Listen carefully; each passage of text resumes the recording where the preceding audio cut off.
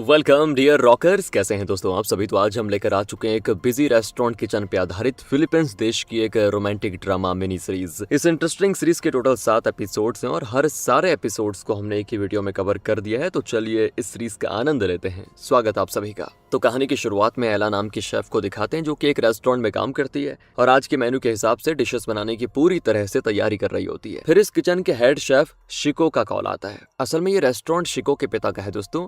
ये किचन पूरी तरह से शिको के कंट्रोल में है। मतलब बहुत ही सख्त आदमी है शिको। वो वक्त का बहुत ही पाबंद है और अपने शेफ से भी वही एक्सपेक्ट करता है। किसी से प्यार से बात करना जैसे उसको आता ही नहीं है। मतलब थोड़ा सख्त वाला आदमी है यार। वो हमेशा किसी न किसी पे चिल्लाता रहता है और डांट फटकार कर ही वो सभी से काम करवाता है। लेकिन आज वो खुद 5 मिनट लेट आ गया। अब आया ना मजा, इसीलिए एला को कॉल करके इन्फॉर्म कर रहा है। खैर एला की बात करूं जो कि शिको के बाद सेकंड लेवल शेफ है, वो कहती कोई बात नहीं, मैं सब संभाल लूंगी। दूसरी शेफ एला से कहती कि तुम्हारी और शिको की बहुत समय से लव स्टोरी चल रही है, लेकिन फिर भी तुम दोनों खुलकर इस बारे में बात करते नहीं, क्यों? इतने में कोई दरवाजा खोलकर अंदर आता है और एला को लगता है शायद शिको आ गया, तो वो अपना एक डिश प्यार से उसके मुंह में ठूस देती है। लेकिन फिर पता चलता है कि वो शिको नहीं, नया बिजनेस कंसल्टेंट है दोस्तों जिसका नाम है रेमंड। वैसे जब से शिको ने इस किचन को संभाला है ना, रेस्टोरेंट लॉस में चल रहा है। कस्टमर्स को यहाँ का मेन्यू उतना अच्छा नहीं लगता, लेकिन शिको मेन्यू चेंज करना ही नहीं चाहता। वही है ना अकड़ उसके पास। इसलिए तो यहाँ की सिचुएशन को एनालाइज करने, इसमें सुधार करने और यहाँ पे क्या बेहतर हो सकता है, उसके लिए शिको के पापा ने दोस्तों इस रेमंड को अपॉइंट किया हुआ है। पर उसका ना शिको को बिल्कुल भी अच्छा नहीं लगता।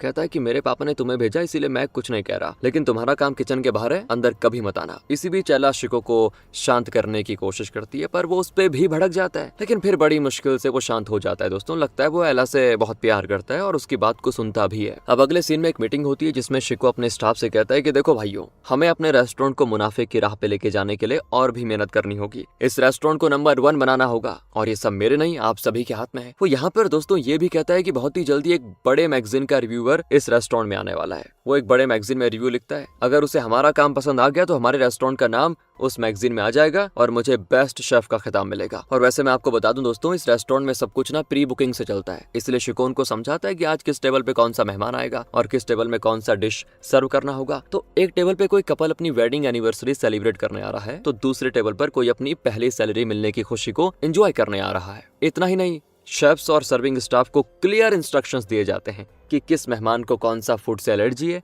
उनकी पसंद नापसंद सब कुछ बता दिया होता है ताकि एक छोटी सी भी गलती ना हो और कस्टमर्स को तिनका भर भी किसी चीज में असहज ना फील हो। अब वहाँ टेसा नाम की एक मेहमान अपनी फ्रेंड्स के साथ आती है। टेसा को कैंसर है दोस्तों और उसके सर पे बाल नहीं है। रिसेप्शनिस्ट उसे बहुत ही अजीब तरह से देखने लगती है, तो टेसा कहती है कि मेरा मुंह देखकर बात करो ना, मेरे सर पे क्या है। अब फिर रिसेप्शनिस्ट उससे माफी मांगती है और टेसा को उसके लिए जो भी टेबल बुक था वहाँ पे बिठाया जाता है। पर वो अपने टाइम से 1 घंटा पहले आ गई। इस वजह से किचन में शेफ्स पे ज्यादा प्रेशर आ जाता है क्योंकि उस टेबल की डिशेस जल्दी बनानी पड़ेंगी उनको। अब टेसा ने बुकिंग के वक्त ये तो कहा था कि उसके साथ 4 फ्रेंड्स आएंगे, लेकिन वो यहाँ पर ज्यादा फ्रेंड्स को लेकर आ गई है। अब ये जानकर शिको और गुस्सा हो जाता है कि पहले तो टाइम से पहले आ गई, ऊपर से ज्यादा लोगों को भी लेकर आ गई। और वैसे शिको को सिर्फ गुस्सा करना आता है दोस्तों, शांति से काम लेना उसको आता नहीं है। और अगर भाई किसी ने उसके नाइफ सेट से चाकू निकाल कर वापस उसको नहीं रखा ना, तो फिर तो समझो उसका काल आ गया। इस तरह बात बात पे वो सभी पे चिल्लाता रहता है। हाँ, कभी कभी तो वो एला को भी नहीं बख्शता, सभी के सामने उस पे भी चिल्ला देता है।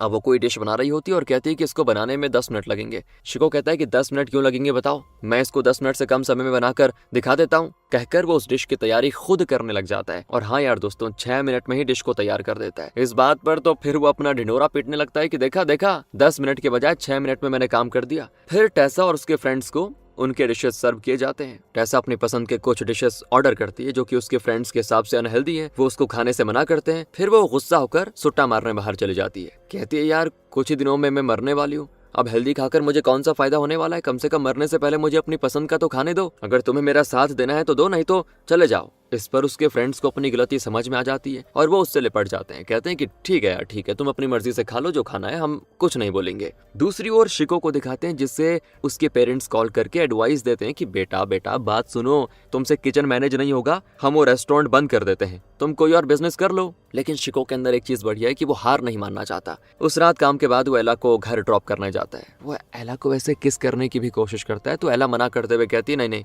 अब इस तरह और नहीं चलेगा, तुम पहले अपनी पुरानी गर्लफ्रेंड से ब्रेकअप करो, फिर हमारा रिश्ता आगे बढ़ेगा, वरना मुझे भूल जाओ यार, ये मजा नहीं आता ऐसे करने में। कहकर एला उतर जाती है। शिको भी गाड़ी घुमाकर अपने घर जाने लगता है, लेकिन ड्राइव करते करते वो एला को सॉरी बोलकर कोई मैसेज टाइप करता है। एला काफी सख्ती से रिप्लाई करती है कि ब्रेकअप पहले करो, उसके बाद प्यार करना मुझसे, मतलब ब्रेकअप अपनी पहली वाली गर्लफ्रेंड से। फिर भी उसका दिल नहीं मानता और वो आई लव यू मैसेज कर देती है। लेकिन अब क्या है ना, उसके मैसेज का शिको रिप्लाई नहीं करता, क्योंकि फोन को छेड़ते हुए गाड़ी चलाने की वजह से शिको का एक्सीडेंट हो जाता है और उसको ले जाया जाता है हॉस्पिटल। फिर शिको की माँ रेमंड को कॉल करके कहती है कि शिको का एक्सीडेंट हो गया, न जाने उसको ठीक होने में कितने दिन लगेंगे, तुम किचन का जिम्मा किसी और एक्सपीरियंस शेफ को दे दो। तो रेमंड कहता है एला काफी काबिल शेफ है, वो जरूर किचन को बढ़िया तरीके से मैनेज कर पाएगी, लेकिन फिर भी मैं बाकी शेफ से बात करके आपको कल खबर कर दूंगा। अगले दिन किचन में काफी कंफ्यूजन होता है क्योंकि शिको नहीं आया। अब यहाँ पे कोई नहीं जानता कि शिको का एक्सीडेंट हो चुका है। उनको तो ये लगता है कि शायद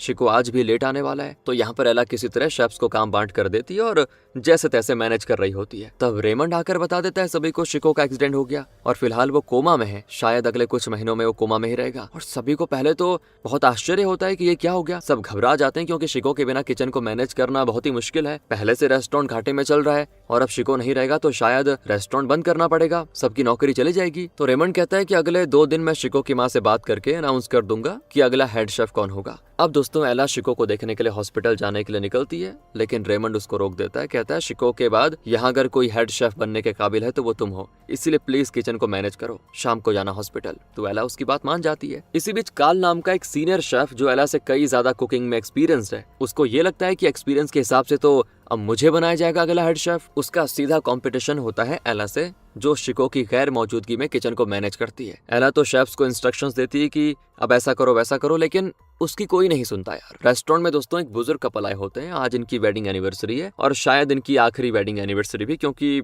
इन्होंने अलग होने का फैसला कर लिया। कमाल है यार, इस उम्र में बताओ। पति पत्नी से काफी चिढ़ के बातें कर रहा होता है। असल में पति को ना अल्जाइमर्स डिजीज है, जिसकी वजह से उसका मूड स्विंग बहुत ही ज्यादा है। वो बात बात पे पत्नी को कोसता रहता है, बहुत चीजें भूल भी जाता है। इसी बात से इनके बीच कोई टकरार हो चुकी है और दोनों तलाक तक पहुंच चुके हैं। एला फिर पति को उसकी पसंद का कोई डिश ला कर दे देती है, लेकिन वो उसमें भी कमियां निकालने लग जाता है। पर पत्नी कहती है कि डिश सच में देखो कितना बढ़िया है, एक बार खा के तो देखो। लेकिन वो उसकी एक नहीं सुनता और गुस्सा होकर बाहर चला जाता है। लेकिन दोस्तों पत्नी की बात माननी पड़ेगी यार। वो एला से कहती कि सच में बहुत ही टेस्टी था, तुम उस बुढ़े की बात का बुरा मत मानना, बहुत बढ़िया था तुम्हारा डिश। पर एला कहती कोई बात नहीं, मैं उनके लिए और बेहतर डिश प्रिपेयर करके लाती हूँ। कहकर वो जाती है किचन में और उस डिश को और इम्प्रूव करके तैयार करती है। रेमंड कहता है ओ एक डिश को दोबारा बनाने से खर्चा बढ़ेगा, पर एला कहती कि देखो खर्चे से ज्यादा मेरे लिए कस्टमर सेटिस्फेक्शन जरूरी है। एक कस्टमर खुश हुआ तो वो दूसरों को भी तो बताएगा और इस तरह हमारे रेस्टोरेंट का अच्छा नाम होगा ना। तो एला उस कपल के लिए उसी डिश को बेहतर बनाकर लेकर आती है और पति उसको टेस्ट करता है ना, जब उसका पूरा गुस्सा उतर जाता है, क्योंकि एला का डिश वाकई में लाजवाब होता है। ये लोग अपनी आखिरी एनिवर्सरी सेलिब्रेट करने के लिए आए थे, लेकिन एला का डिश खाकर दोनों को अपनी पहली मुलाकात और प्यार वापस से याद आ जाता है। दोनों एक दूसरे को खाना खिलाने लग जाते हैं और अपनी जो लड़ाई हुई थी भूल जाते हैं। दोस्तों दोनों बहुत खुश होते हैं। जाते जाते पत्नी एला को गले लगा लेती कि बेटी तुमने तो कमाल कर दिया, तुम्हारी वजह से हमारी इतनी सालों की शादी बच गई। और ये सब देखकर रेमंड को पक्का यकीन हो जाता है कि किचन को संभालना अगर किसी की बस की बात है तो वो पक्का एला की बात है। वो शिको की माँ को भी मैसेज कर देता है कि अब से किचन की हेड शेफ एला होगी। वो इस पोजीशन को डिजर्व भी करती है। दूसरी ओर एला शिको को देखने के लिए हॉस्पिटल जाती, लेकिन वहाँ उसे शिको को देखने नहीं दिया जाता, क्योंकि वो तो आईसीयू में है और शिको के नजदीकी रिश्तेदार के अलावा किसी और को अलाउ किया ही नहीं जाता वहाँ पे। तो बेचारी एला टेंशन में वापस आ जाती है और किचन में कुछ बनाने लग जाती है। रेमंड उसको समझाता है कि अब इस किचन की जिम्मेदारी तुम्हारी है, इसीलिए अपने पर्सनल इमोशंस को प्लीज साइड में रख लेना और इस रेस्टोरेंट को सक्सेसफुल बनाने के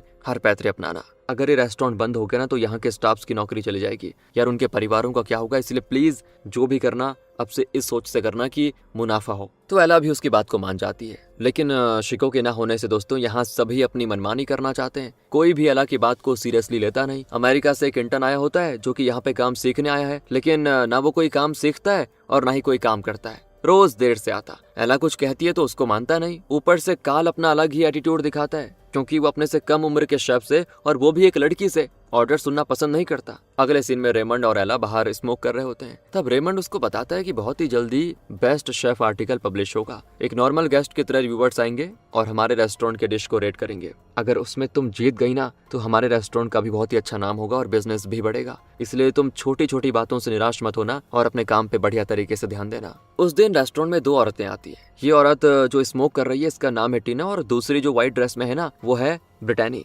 टीना डेविड नाम के एक आदमी की पत्नी है और ब्रिटानी डेविड की गर्लफ्रेंड। वाह यार दोनों डेविड का इंतजार कर रही होती हैं। असल में आज है डेविड का बर्थडे, तो दोनों उसी को सेलिब्रेट करने आई हैं और दोनों एक ही डिश ऑर्डर करती हैं, लेकिन अलग अलग फ्लेवर्स में। टीना ब्रिटानी से कहती है एक काम करते हैं, हम दोनों एक ही टेबल पे बैठ जाती हैं, इन्हें सर्व करने में आसानी होगी। एक फ्लेवर एला बनाती है और दूसरा वाला फ्लेवर बनाता है काल। लेकिन काल जो फ्लेवर तैयार कर रहा होता है उसका एक इंग्रेडिएंट किचन में खत्म हो चुका है। अब वो हो जाता है गुस्सा और डिश को आधा अधूरा छोड़कर चला जाता है। अब वो वाला डिश भी एला को बनाना पड़ जाता है दोस्तों, पर वो काफी अच्छा मैनेज करती है और जैसे तैसे उस दूसरे फ्लेवर को भी बनाकर दोनों को दे देती है। एक बार चखकर दोनों एकदम से मंत्रमुग्ध हो जाती हैं और एक दूसरे को खिलाने पे लगी होती है। मतलब दोनों इतनी खुश होती है ना कि वो अब एक दूसरे को दुश्मन की तरह नहीं देखती बल्कि अच्छे दोस्त की तरह देखती हैं। दोनों फिर अपने दिल की बातें शेयर करती हैं। टीना कहती है कि शुरू में डेविड मेरी बहुत ही केयर करता था, लेकिन शादी के कुछ साल के बाद उसका मुझ पे ध्यान हट गया। हमारे बीच ना कोई नजदीकी रही ना ही कोई प्यार।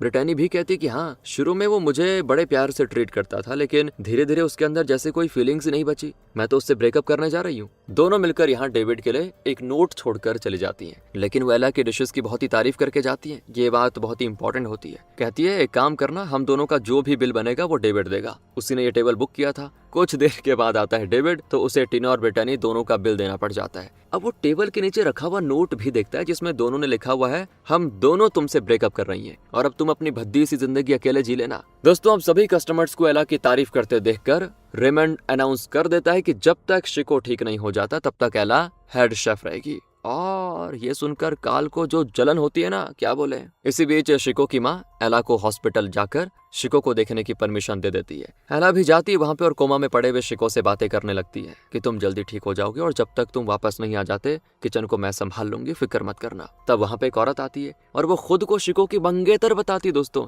एला बिल्कुल शॉक, क्योंकि शिको ने कहा था कि उसकी एक गर्लफ्रेंड है, लेकिन ये नहीं कहा था कि उसकी मंगनी भी हो चुकी है। और फिर एला खुद को शिको की कलीग बताकर चली जाती है। क्या कहती है यार इस समय वो। फिर वो किचन में जाकर काम पे लग जाती है, लेकिन बहुत उदास होती है। रेमंड उसको दिलासा देता है कि प्लीज यार तुम काम पे फोकस करो। वो एला को अपना खाना भी देता है क्योंकि वो जानता है कि एला ने कुछ खाया नहीं होगा। फिर वो कोई डिश बनाने में लग जाती है। उसे होती है बर्फ की जरूरत, तो वो दूसरे शेफ्स को बर्फ लाने के लिए कहती है, लेकिन कोई भी ये काम करने को तैयार नहीं होता। और तब जाकर एला रियलाइज करती है कि अगर उसकी जगह पे कोई आदमी होता तो दूसरे मेल शेफ्स उसकी बात मानते, लेकिन जब एक औरत लीड करती है तो आदमियों को मुझे लगता है ये बात हजम नहीं होती। ऐसा होता है एला का सोचना। तो रेमंड उसको अकेले में ले जाकर कहता है कि देखो, तुम्हारी सबसे बड़ी प्रॉब्लम यह है कि तुम रिक्वेस्ट करती हो। अरे ऑर्डर दिया करो ना कि ये कर वो कर, रिक्वेस्ट मत करो। उनसे जरा कड़के बात करो, लगना चाहिए तुम हेड हो, तब देखना हो तुम्हारी बात मानेंगे। तो अगले सीन में एला ब्रेक लेकर सुट्टा मारने बाहर जाती है। वहां पे काल खड़ा होता है तो एला उसको कहती है लाइटर देना, लेकिन वो फिर भी एटीट्यूड दिखाता है और किसी को कॉल करके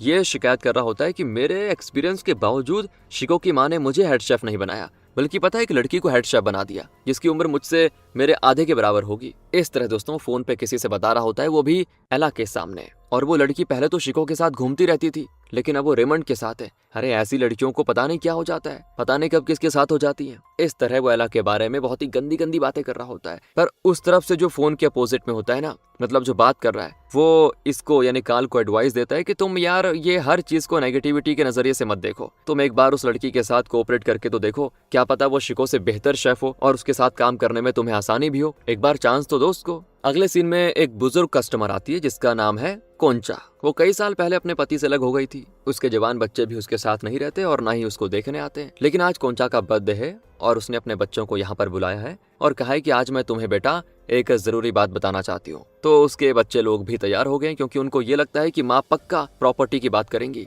प्रॉपर्टी का लालच ही ऐसा है यार। तो वो एला से कहती, बेटा आज हमें ऐसा खाना चाहिए जिसको खाकर मेरे बच्चे दांतों तले उंगली दबा दे बस। एला कहती ठीक है, आप फिक्र मत कीजिए, आज देखना सब बढ़िया खाना खाएंगे। और फिर एला उनके लिए खास डिशेस बना रही होती है। तो एक बहुत ही एक्सपेंसिव राइस का इस्तेमाल करके वो डेजर्ट बनाती है। रेमंड पूछता है ये तो बहुत महंगा है। तो एला कहती कोई बात नहीं, इसका रेट आप मेरी सैलरी से काट लीजिएगा, लेकिन उस परिवार को खुश करके भेजना भी तो मेरी जिम्मेदारी है। मेरे लिए क्वालिटी ज्यादा इंपॉर्टेंट है। एला डिशेस तैयार कर लेती है और कोंचा को थोड़ा टेस्ट करने को कहती है। और सच में यार वो दंग रह जाती क्योंकि इतना टेस्टी फूड उसने पहले कभी नहीं देखा था। फिर कोंचा के बच्चे आते हैं। जब कोंचा उन्हें बताती है कि उसने अपने लिए एक नया जीवन साथी चुना है तो बच्चे इस बात को एक्सेप्ट नहीं करते। कहते हैं कि इस उम्र में ये सब करके तुम्हें शर्म नहीं आती। तो कोंचा कहती है पति तो मुझे छोड़कर चला गया और इस उम्र में जब बच्चे पेरेंट्स का सहारा बनते हैं तो तुम लोग भी मेरे साथ थोड़ी हो, नहीं रहते ना मेरे साथ तुम लोग। अरे मैं अपनी बाकी की जिंदगी अकेले नहीं रहना चाहती, बस इसीलिए ढूंढ रही हूँ। अब जवानी हो या बुढ़ापा, हर उम्र में इंसान को किसी न किसी के साथ की तो जरूरत होती ही है और मैंने अपना साथी चुन लिया है,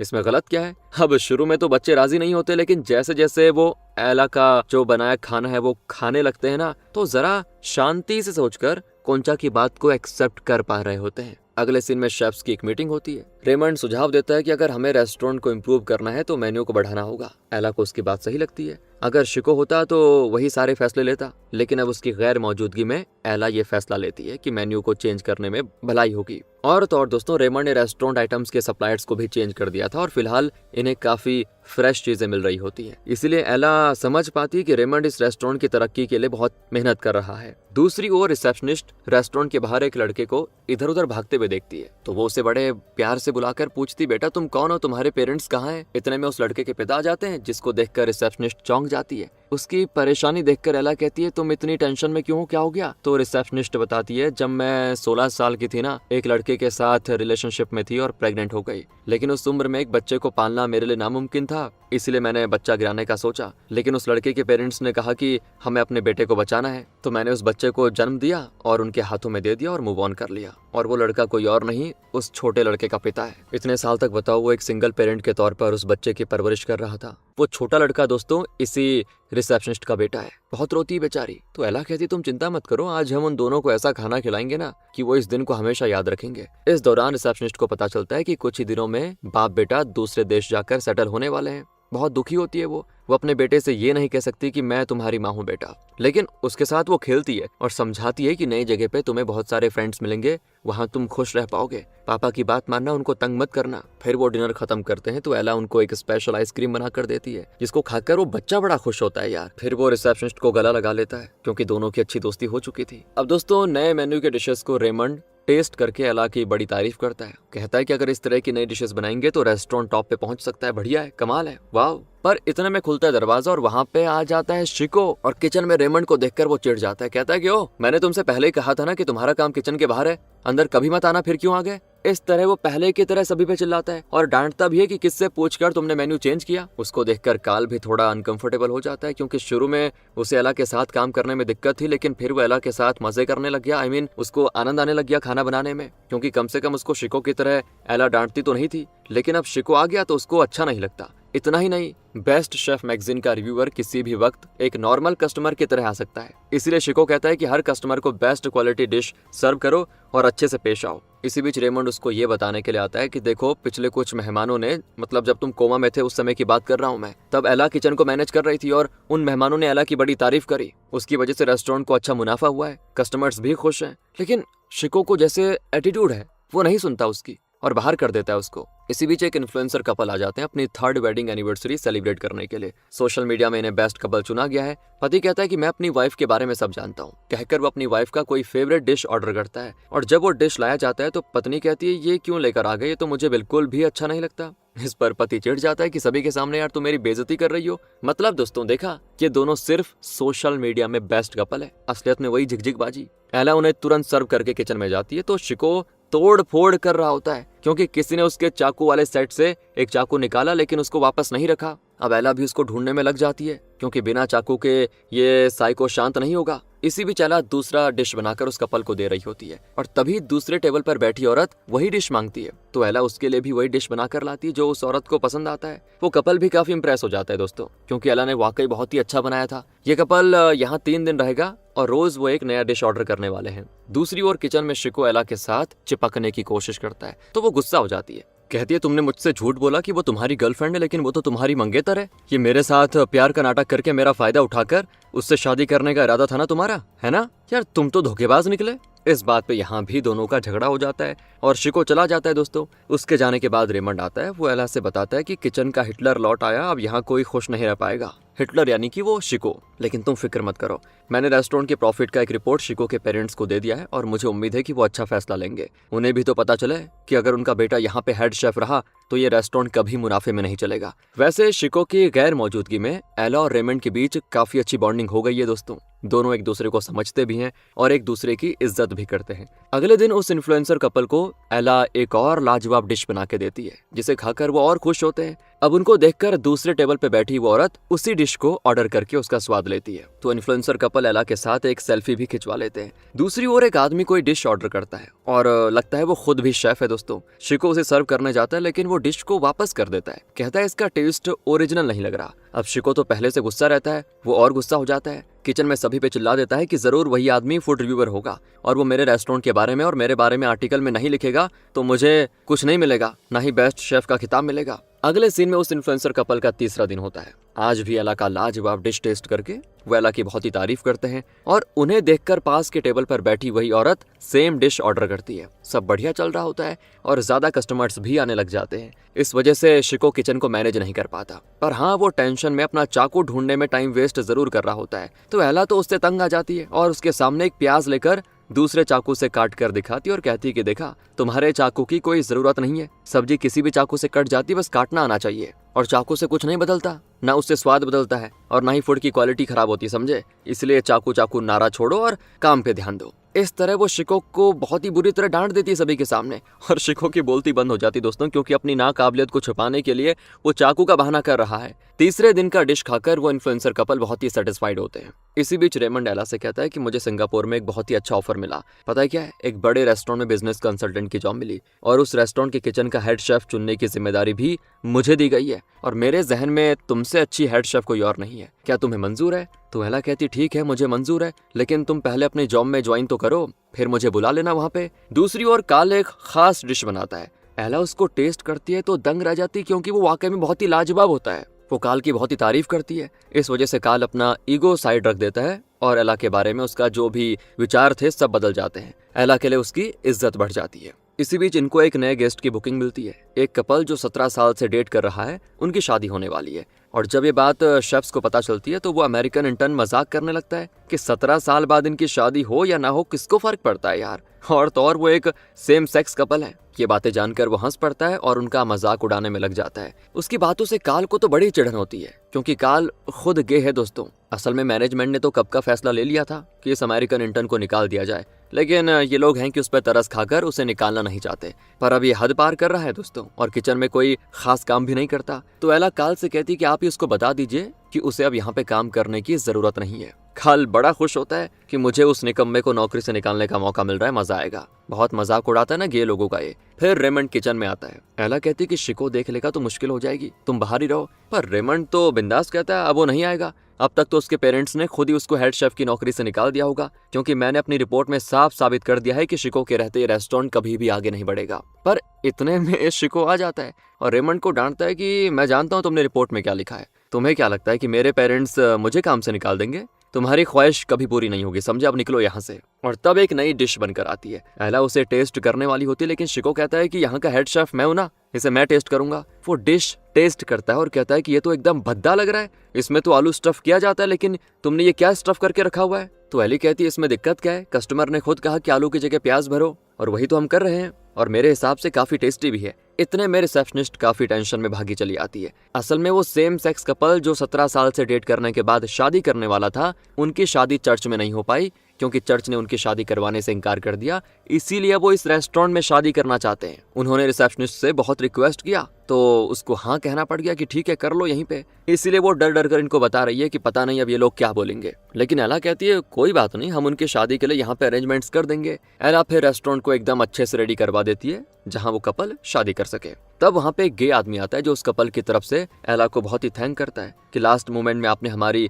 उलझन सुलझा दी। फिर वो काल से बात करने जाता है और इनकी बातों से पता चल जाता है कि ये काल का गे पार्टनर है। वो काल से कहता है कि तुमने यहाँ किसी को बताया तो नहीं। काल कहता है कि बता देता तो ये लोग मेरा मजाक उड़ाते, ये मुझे नौकरी से निकाल देते, इसीलिए सोचा बाद में बताऊंगा। पर दोस्तों वो अमेरिकन इंटर्न गेज का मजाक उड़ाना नहीं थकता और फिर काल चिढ़कर उसे स्टोर रूम में लेके जाता है और अकेले में कहता है कि तुम्हें पता है तुम जैसे निकम्मों को किसी का मजाक उड़ाने का भी हक नहीं है। तुम्हारे बाप के पास तो बहुत पैसा होगा ना, तभी तुम्हें यहाँ भेज दिया।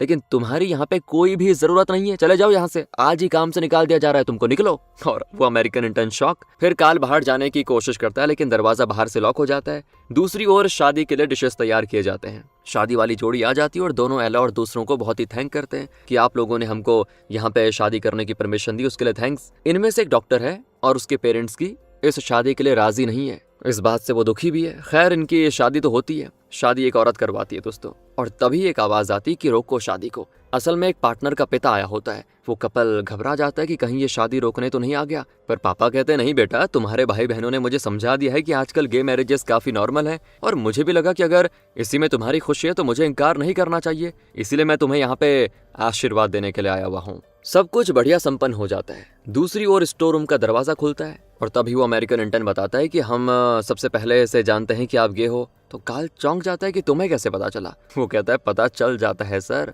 और ये सुनकर काल को थोड़ी हिम्मत आ जाती कि अब मुझे अपने पार्टनर से छुप छुप कर मिलने की जरूरत नहीं पड़ेगी, क्योंकि सभी को तो पता चल चुका है। वो बाहर आकर अपने पार्टनर को हक करके उसे किस करता है। सब उन्हें चेयर करते हैं। उस दिन भी वो औरत आई होती है जो हमेशा पास वाले टेबल के डिशेस को ऑर्डर करके खाती रहती है। असल में वही तो है दोस्तों फूड रिव्यूअर, जो बेस्ट शेफ मैगजीन में आर्टिकल लिखने वाली है। 3 दिन इनके रेस्टोरेंट में खाकर वो इस नतीजे पे पहुंच जाती है कि एला ही इस साल की बेस्ट शेफ है। रेस्टोरेंट के बारे में भी उसने बहुत अच्छा रिव्यू लिखा होता है। सब बड़े खुश होते हैं और एला को बधाई दी जाती है। पर खड़ूस और मेल शॉविनिस्ट शिको को इस बात से बहुत ही बड़ी प्रॉब्लम होती है, क्योंकि वो तो किचन ठीक से चला नहीं पाया, लेकिन एक औरत ने ये कर दिया तो बस उसको चिढ़न हो गई। वो एला की बुराई करने लग जाता है कि पहले तो तुम मेरे साथ क्लोज थी और मैं कोमा में था तो तुम रेमंड के साथ क्लोज हो गई। क्या है ये? जरूर तुमने उस रिव्यूअर के लिए भी कुछ फेवर्स किए होंगे, इसीलिए उसने तुम्हें इतना बेस्ट शेफ का आर्टिकल दे दिया। फिर एला बताती कि रिव्यूअर आदमी नहीं एक औरत थी, समझे। तब जाकर शिको को अपनी गलती का एहसास होता है और पता चल जाता है कि एला की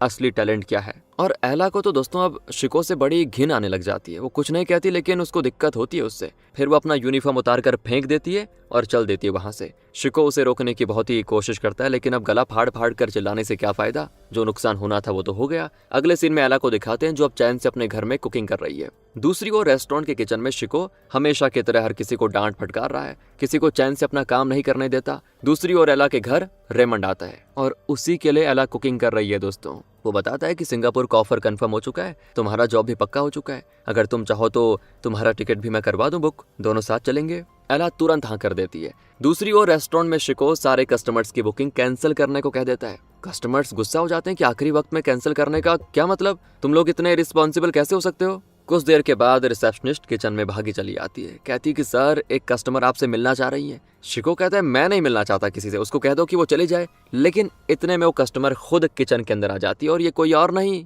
महाशय की बदकिस्मत माँ है। वो शिको को बाहर ले जाकर अकेले में उससे बात करती, कहती कि बेटा मेरे सामने 30 मार बनने की एक्टिंग करने की तुम्हें कोई भी जरूरत नहीं है। मैं तुम्हारे बारे में सब जानती हूँ, तुम्हारी खूबियां भी जानती हूँ, तुम्हारी कमियां भी जानती हूँ, इसलिए कबूल कर लो कि तुम इस रेस्टोरेंट को चलाने के काबिल नहीं हो, हेड शेफ बनने के काबिल नहीं हो। इस रेस्टोरेंट को एक बहुत ही अच्छे हेड शेफ की जरूरत है और वो हेड शेफ है एला। जाकर उससे बात करो और उसे ये किचन चलाने दो, उससे तुम्हें बहुत कुछ सीखना है। अपना ईगो साइड रखो और उसके पास जाओ। तो शिको टूट जाता है और रो पड़ता है। वो एला से मिलने जाता है दोस्तों। वहां एला तो सिंगापुर जाने की तैयारी कर रही होती है। अब शिको उसके लिए कोई गिफ्ट लेके जाता है, तो वो कहती है कि मुझे तुम्हारा कोई गिफ्ट नहीं चाहिए, इसे कचड़े में डाल दो, फर्क नहीं पड़ेगा कुछ। फिर शिको उससे माफी मांगता है, कहता है कि मैं अपनी गलती समझ चुका हूँ यार और सुधरना चाहता हूँ। अब से वो किचन तुम्हारा है, तुम उसको अपने तरीके से चलाना। मैं ये भी जानता हूँ कि तुम मुझे कभी एक्सेप्ट नहीं करोगी, लेकिन कम से कम रेस्टोरेंट की खातिर तो प्लीज वापस आ जाओ। एला उसका गिफ्ट खोलकर देखती है तो उसमें एक चाकू होता है जिस पर एला का नाम तराशा गया है। लगता है शिको को चाकू के अलावा कुछ और सोचता ही नहीं दोस्तों। शिको के जाने के बाद एला बहुत ही दुविधा में होती है कि क्या फैसला करूं यार। एक तरफ रेमंड है जो टिकट्स बुक करने जा रहा है, वो पूछता है कि तुम अभी भी अपना फैसला बदल सकती हो, मुझे कोई प्रॉब्लम नहीं है। और फिर अगले सीन में एला वापस उस किचन में एंटर करती है। उसको देखकर सभी बड़े खुश होते हैं। एला कहती है कि मैं सिर्फ आज एक दिन के लिए आई हूँ और वो भी आप सभी की खातिर। फिर आज का मेन्यू देखकर वो सभी को इंस्ट्रक्शंस देती है कि क्या क्या करना है। उस दिन एक बहुत बड़ा टेबल बुक होता है जहाँ पे एक बुजुर्ग कपल अपने बच्चों के साथ आए होते हैं। इस कपल का डिवोर्स होने जा रहा है और इस बात को वो डिनर के दौरान अपने बच्चों को बताते हैं। अब बच्चे लोग तो चौंक जाते हैं कि पेरेंट्स इतने साल जीने के बाद ऐसा फैसला क्यों ले रहे हैं। सबकी पसंद की डिशेस ऑर्डर की जाती है। एक स्पेशल डिश का कोई इंग्रेडिएंट किचन में अवेलेबल नहीं होता, लेकिन फिर भी उसके बिना एला उस डिश को बना के देती है। उन्हें खाना पसंद तो आता है, लेकिन न जाने क्यों ऐसा लगता है जैसे उस स्पेशल डिश में कुछ मिसिंग था। और फिर अगले सीन में एला एयरपोर्ट पहुंच जाती है, जहां पे रेमंड उसका इंतजार कर रहा है। पर एला अपने साथ कोई लगेज नहीं लेकर आई। वो बेचारा समझ जाता है कि एला ने पक्का यहीं रुकने का फैसला कर लिया है, और कुछ नहीं पूछता। वो सिर्फ एला के माथे पे किस करके कहता है, तुम जहां भी रहो खुश रहो, अपनी मर्जी की लाइफ जियो। अगले सीन में एला रेस्टोरेंट के किचन में लौट आती है, सभी को बताती कि मैं सिंगापुर का ऑफर रिजेक्ट कर चुकी हूँ, मुझे इस किचन का हेड शेफ अपॉइंट किया गया है, अब मैं यहीं पे रहूंगी आप सभी के साथ। तो बाकी शेफ्स की खुशी का ठिकाना नहीं होता। फिर क्या था, एला की लीडरशिप के नीचे यहाँ पे रोज तरह तरह के नए डिशेस बनाए जाते हैं और कस्टमर्स के सेटिस्फेक्शन का पूरा ध्यान रखा जाता है। रेस्टोरेंट बड़ा अच्छा चलता है दोस्तों, और इसी के साथ ये सीरीज यहाँ पे खत्म होती है। वैसे हम बड़े आराम से रेस्टोरेंट में जाकर खाते हैं, लेकिन वहाँ किचन की दीवारों के पीछे क्या होता है, कितने इमोशंस होते हैं, दुख दर्द, काम करने के अलग अलग तरीके, इस तरह की कई बातें होती हैं दोस्तों जिनके बारे में हम सोचते भी नहीं। इस सीरीज में वही सब दिखाने की कोशिश की गई है। वेल, अगर आपको ऐसी हार्ट टचिंग स्टोरीज पसंद है जहाँ खाने या ड्रिंक से ज्यादा लोगों के दिल धीरे धीरे हील होते हैं, तो हम आपके लिए एक एक्स आर्मी लड़की और इमोशंस को महसूस करने वाले एक जेन्युइन ब्रो मास्टर की ये कहानी लेकर आ गए हैं, जो सिर्फ रोमांस नहीं बल्कि हीलिंग और जिंदगी को नए नजरिए से देखना भी सिखाती है। यकीन मानिए दोस्तों, ये जर्नी भी आपके दिल को छू लेगी। तो स्क्रीन पे दिख रही ये सीरीज जरूर क्लिक करिए। लेकिन एंटरटेनमेंट अभी खत्म नहीं हुआ है, अगला सरप्राइज स्क्रीन पे आपका वेट कर रहा है। आइए वहां पे मिलते हैं रॉकर्स सीधे। Thanks for watching.